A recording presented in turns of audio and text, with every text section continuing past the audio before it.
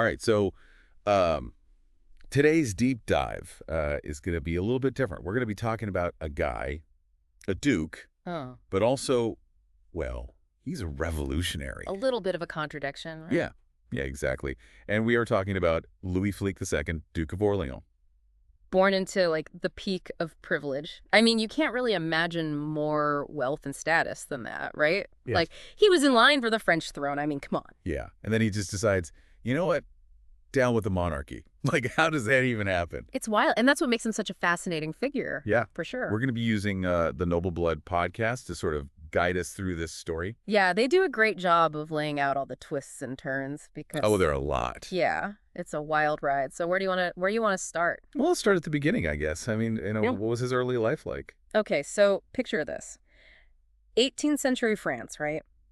Louis Philippe is born into this like insanely wealthy family. We're talking like palaces, parties, the whole 9 yards. So, basically, a real-life prince, charming, but, without the charming part. Well, not exactly. He was known for being a bit of a, shall we say, a free spirit. He was into gambling, affairs. The podcast actually describes him as a notorious rake. Oh, a rake. Like with a garden? No, like a playboy or Oh. rogue. Oh. Yeah, he was not exactly known for his piety. So not exactly the picture of a revolutionary, at least not at first glance. Yeah. So how does this party boy, this rake, Right. how does he become this champion of the people? Well, it's a bit of a process. I think the podcast really points to his time in the Navy as a turning point. He had this kind of disastrous stint in the Navy, like a total flop. I can kind of picture him on a ship, like completely out of his element. Exactly. And it caused this big rift between him and King Louis VI. Who was, his cousin, right? Right, his cousin. And the king basically saw him as incompetent. So that's where the seeds of rebellion start to maybe, sprout. So it's like a family feud leads to a full-blown revolution. Yeah. Well, it's not that simple. But that experience definitely planted the seeds of discontent. Then he goes to London. And this is really where things start to shift. Okay, London. Why London? Well, England at that time was a hotbed of like Enlightenment thinking. You had these ideas about individual liberty, democratic ideals. And Louis Philippe is soaking it all up. Yeah, like a sponge. He's going to Parliament. He's seeing the press operate with relative freedom.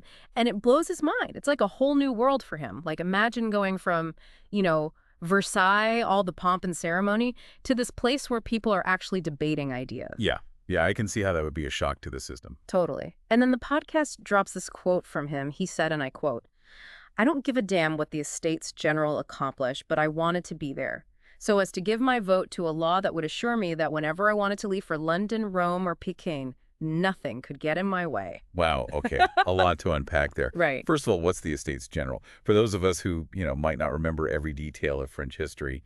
Oh, yeah, sure. The Estates General, it was kind of like a proto-parliament in France, but like way less powerful. It represented the different classes of French society, the clergy, the nobility, and everyone else. And it didn't meet very often, right? No. Only when the king, felt like it. Got it. So Louis Philippe's basically saying he doesn't care about the actual politics of it all. He just wants the freedom to travel wherever he wants. Yeah. And it kind of makes you wonder how deeply he actually cared about these democratic ideals for him. Yeah, that's a good point. It's almost like he's cherry-picking the parts that benefit him personally. Exactly. But then again, when he gets back to France, he starts doing all these things that seem very revolutionary, like championing tax reform, funding anti-monarchy propaganda, giving tons of money to the poor. Yeah, he's like all over the place. Right. So is this like calculated political maneuvering? Or is he just like, I don't know, a border aristocrat playing with dangerous ideas? Well, see, that's the million-leave question, isn't it? Because, the podcast mentions him, like skipping super important political meetings to go hunting. Yeah. It's like, dude, make up your mind. Are you in or are you out? So is he a true believer? Or is he just playing a role? Well, that's what we're here to figure out, isn't it? Exactly. And it gets even more complicated as the French Revolution actually starts to unfold. Oh, yeah. Buckle up, because things are about to get wild. That's for next time. Stay tuned. So the French Revolution is kicking off, and this is like really where things get interesting for Louis Philippe. Right, because now all those ideas he's been like flirting with, they're not just theoretical anymore. It's like full-blown chaos in the streets. He's kind of right in the middle of it. The Noble Blood podcast does a great job of describing the atmosphere. Yeah. I mean, can you imagine the storming of the Bastille? People are rioting. It must have felt like the whole world was turning upside down. Absolutely. It was like the old order is crumbling and no one knows what's going to replace it. And suddenly Louis Philippe is like a hero. Because of his, his earlier criticisms of the monarchy, his push for reforms. Exactly. It's like he accidentally stumbled into the role of revolutionary leader. But then, here's the thing. Just when you'd expect him to, step up and take charge, he kind of hesitates. Yeah, he does. The podcast mentions him declining leadership positions, even asking for permission to, travel to London. Almost like he's trying to back away from the whole thing. Right. And it makes you wonder, what's going on here? Is he scared? Is he having second thoughts? Well, the podcast does suggest that maybe he was starting to grasp the seriousness of it all. Like, revolutions can get pretty messy. Yeah, for sure. And he was, a guy who was used to a certain level of comfort and control. And the revolution was anything but controlled. It's one thing to, talk about change in the abstract. Right. But it's another thing entirely to be in the middle of it, with all the violence and uncertainty. Totally. And for Louis Philippe, that uncertainty was about to get very, very personal. Because things take a pretty dark turn when King Louis XVI is put on trial. Yeah, talk about a lose-lose situation, right? I mean, can you imagine being in his shoes? Your cousin, the king, is on trial for his life. Do you stand by your family? Or do you side with the revolutionaries who are, baying for blood? It's a brutal choice. And the podcast really captures the drama of that moment, the tension as Louis Philippe casts his vote. And he votes to condemn the king to death. Yeah, it's a decision that shocked pretty much everyone, even his closest allies. I mean, can you imagine the fallout from that? To basically sign your own cousin's death warrant. It's heavy stuff. And there's this quote from him, right, during the execution when he basically tells the executioner to hurry up. Yeah, it's chilling. It's like he's trying to distance himself from the whole thing, but, you can't just erase something like that. No, you can't. And that decision, that vote, it's going to follow him for the rest of his life. So what happens next? I mean, the king is dead. The revolution is in full swing. Where does Louis Philippe fit into all of this now? Well, that's where things get even more complicated, because he starts making some, let's just say, interesting choices. Like what? Well, first of all, he changes his name. He starts calling himself Philippe Egalité. Egalité meaning equality. Okay, so a super obvious attempt to shit his aristocratic past. Yeah, hey, I'm one of the people now. See, I even changed my name. A little bit on the nose, don't you think? Totally. But then he does something even more dramatic. He takes his, super lavish estate, the Palais Royal, and he throws open the doors, declares it the Garden of the Revolution. Wait, seriously? Yeah.